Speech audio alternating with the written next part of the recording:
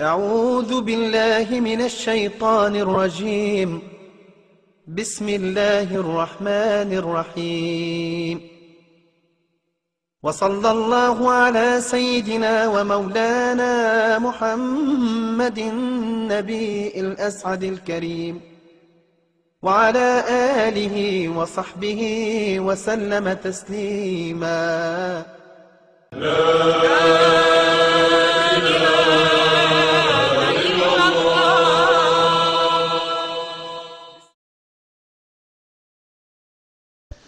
Chers frères et sœurs en islam, assalamu alaikum wa rahmatullahi ta'ala wa barakatuh. Nous poursuivons notre émission Chronique Ramadan et aujourd'hui nous allons passer à la réponse des différentes questions qui nous sont parvenues. Première question, le fait de vomir en pleine journée de Ramadan annule-t-il le jeûne? Si le vomissement est fait de façon volontaire, dans ce cas, le jeûne est tout à fait annulé. Mais si c'est fait de façon involontaire et que par la suite il n'y a pas de retour d'aliments, bien entendu dans l'estomac, le jeûne reste valable. Le prophète nous le dit, sallallahu alayhi wa sallam, Man istaqa amdan falyaqdi. Quiconque vomit de façon volontaire doit refaire son jeûne. Deuxième question. Le rapport sexuel avec son épouse annule-t-il ou est-il permis pendant le Ramadan? Absolument. Le rapport sexuel est tout à fait permis pendant le Ramadan, mais seulement pendant la nuit, c'est-à-dire du coucher du soleil jusqu'avant l'aube. C'est seulement durant cet intervalle de temps que la personne peut entretenir des relations sexuelles avec son épouse. Quatrième question. Quels sont les actes recommandés, n'est-ce pas, en période de Ramadan? Oui, les actes recommandés sont nombreux. On peut en citer l'aumône. L'aumône est très recommandé pendant le Ramadan, car c'est un mois de partage et de solidarité envers les pauvres et les nécessiteux. Le prophète nous le dit, sallallahu alayhi wa sallam, Afdalu sadaqatin sadaqatun fi Ramadan, que la meilleure aumône est celle accomplie durant le Ramadan. Il y a également sur les actes recommandés les prières surrogatoires, communément appelées nafila. Ces prières sont vivement recommandées en période de jeûne. Il y a aussi la lecture du Saint-Coran. N'oubliez pas que le Coran a été révélé pendant le mois de Ramadan. Donc, ces actes sont très recommandés durant le Ramadan. Quatrième question. Celui qui n'accomplit pas les nafilas, son jeûne est-il valable? Absolument, son jeûne est tout à fait valable. Le fait de ne pas accomplir les nafilas n'annule en aucun cas le jeûne. Mais il faut rappeler que les nafilas sont des actes vivement recommandés, vivement conseillés, n'est-ce pas, vu les mérites qu'ils présentent. Le prophète nous le dit, Man qama ramadana imanan wa ihtisaba, ghuffira lahu ma taqaddam min dhanbi. Que quiconque s'élève pour prier pendant la nuit du Ramadan avec foi et en comptant sur la récompense divine verra ses péchés antérieurs effacés. Donc, le fait de ne pas accomplir ces prières surrogatoires communément appelées nafila n'annule en aucun cas donc le jeûne. Cinquième question. Est-il permis le don de sang est-il permis en période de Ramadan? Oui, le don de sang est un acte très apprécié par l'islam car il contribue à sauvegarder, n'est-ce pas, des vies humaines. Par conséquent, il est tout à fait permis aux jeûneurs de faire un don de sang en période de jeûne à condition qu'il ne soit pas affaibli, n'est-ce pas, à la suite de cette opération. Donc le don de sang est tout à fait permis en période de jeûne à condition, n'est-ce pas, qu'il n'affaiblisse pas le jeûneur.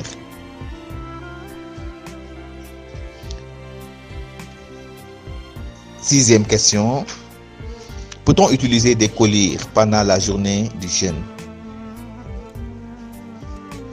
Oui, l'usage des collyres pendant la journée du Ramadan annule le jeûne. Si on se base sur les propos d'Ibn Abbas qui nous dit il dit que le jeûne est annulé par tout ce qui entre dans l'organisme et non par ce qui en sort, comme les saignements et autres. Ce qui nous fait dire donc que toute matière, qu'il soit liquide, solide, gazeux, qui accède à l'estomac par le biais soit des oreilles, du nez, des yeux, de la bouche, annule purement et simplement le jeûne, n'est-ce pas? Donc, les collyres, donc l'usage des collyres annule purement et simplement le jeûne.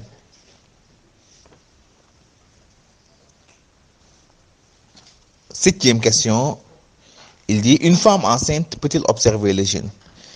Oui, si elle craint que le jeûne nuise à sa santé ou à celle de son fœtus, là, elle rompt tout simplement son jeûne et à la fin du ramadan, dès qu'elle sera disponible, elle va rembourser un nombre égal de jours. Donc, ça dépend de son état de santé. Mais si toutefois son état de santé, n'est-ce pas, lui permet de jeûner sans aucune complication, là, elle peut bel et bien jeûner, mais toujours avec l'avis du médecin, Inch'Allah. Huitième question, quels sont les mérites du jeûne? Oui, vous savez, le jeûne est une adoration qui présente beaucoup de mérites. Parmi eux, donc, le jeûne est une adoration qui nous rapproche davantage de notre Seigneur Allah subhanahu wa ta'ala. Donc, si le fidèle veut se rapprocher davantage de son Seigneur Allah subhanahu wa ta'ala, il n'a qu'à observer le jeûne. Deuxièmement, le jeûne nous préserve de l'enfer. As-siyamu junnatun minan nar. Le jeûne préserve de l'enfer tel un bouclier au combat. Donc, c'est une adoration qui nous préserve de l'enfer. Troisièmement, aussi, c'est une adoration qui nous donne, n'est-ce pas, la santé, qui nous préserve, si vous voulez, de certaines maladies. Raison pour laquelle le prophète nous dit, jeûnez et vous acquérez la santé. Donc voilà quelques mérites, n'est-ce pas, du jeûne. Une adoration qui nous rapproche davantage de notre Seigneur Allah subhanahu wa ta'ala, une adoration également qui nous préserve de l'enfer et qui nous préserve, si vous voulez, de certaines maladies. Neuvième question. Le malade peut-il arrêter de jeûner et se contenter de donner de la nourriture à un pauvre? Non, il ne peut pas arrêter de jeûner et se contenter de donner de la nourriture à un pauvre. Vous savez, le malade, il est autorisé à rompre. La règle générale, n'est-ce pas, pour le malade, c'est quoi? Il est autorisé à rompre son jeûne pour le remettre à plus tard, c'est-à-dire dès sa guérison. C'est pourquoi les docteurs de la jurisprudence évoquent 3 cas de figure pour le malade. Premier cas, si le malade ne craint aucune complication pour sa maladie une fois qu'il observe le jeûne, là il peut bel et bien jeûner. Car il est mieux pour vous de jeûner si vous saviez. Deuxième cas, si le malade craint des complications pour sa maladie une fois qu'il observe le jeûne, mais tout en espérant une éventuelle guérison, là il rompt tout simplement son jeûne pour le remettre à plus tard, c'est-à-dire dès sa guérison. Voyez. Maintenant, troisième cas, c'est s'il présente une maladie, n'est-ce pas, qui ne rime pas avec le jeûne. C'est le troisième cas. S'il présente une maladie allergique au jeûne, autrement dit, qui ne rime pas avec le jeûne, laquelle maladie est certifiée, bien entendu, par un médecin digne de foi et de complications, là, il arrête définitivement son jeûne et se contenter, n'est-ce pas, de donner de la nourriture à un pauvre pour chaque jour de jeûne. C'est ce que nous dit Allah subhanahu wa ta'ala, c'est-à-dire, donc, il fera partie donc de ceux qui ne peuvent jeûner qu'avec difficulté, incombe en expiation la nourriture d'un pauvre. Donc, c'est le troisième cas. Si le malade ne peut pas jeûner, présente une maladie allergique au jeûne, comme certains types de diabète, n'est-ce pas, de maladies d'ulcères, etc. Donc là, il arrête définitivement le jeûne pour donner en contrepartie de la nourriture à un pauvre pour chaque jour de jeûne. Voilà donc les différents cas établis pour le malade, n'est-ce pas, en période de jeûne. Chers frères et sœurs en islam, nous voilà au terme de notre émission Chronique Ramadan et à la prochaine. Assalamu alaikum wa rahmatullahi ta'ala wa barakatuh.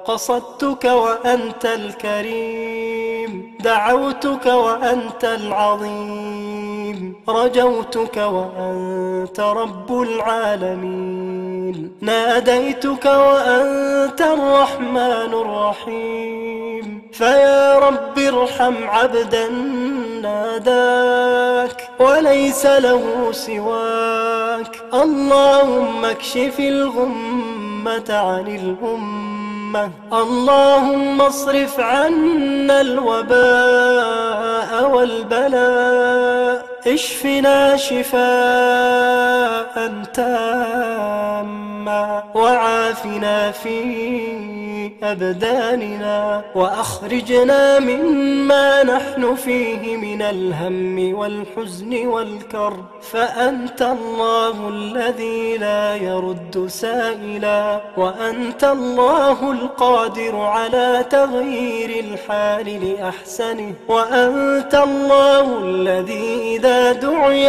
أجاب، يا من يقول للشيء كن فيكون، أن ترحم البلاد والعباد. اللهم الطف بنا فيما جرت به المقادير، ارحمنا رحمة واسعة، وارزقنا عافية الأبدان ونور الأبصار، يا كريم يا رحيم يا عليم يا رب العرش العظيم، يا قاضي الحاجات، يا كاشف الكربات، يا مجيب الدعوات، يا غافر الزلات.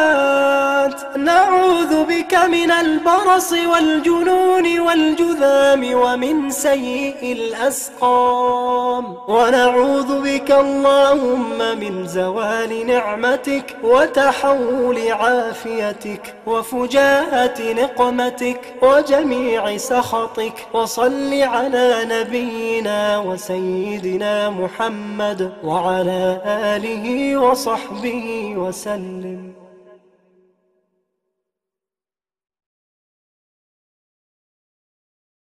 اللهم أهل علينا شهر رمضان بالأمن والإيمان والسلامة والإسلام والتوفيق لما تحب وترضى يا ذا الجلال والإكرام. اللهم أعنا فيه على الصيام والقيام. اللهم اجعلنا ممن يصوم رمضان ويقومه إيمانا واحتسابا لوجهك الكريم يا أرحم الراحمين. اللهم سلمنا لرمضان وسلمه لنا وتسلمه منا متقبلا، وجعلنا فيه من الفائزين يا رب العالمين.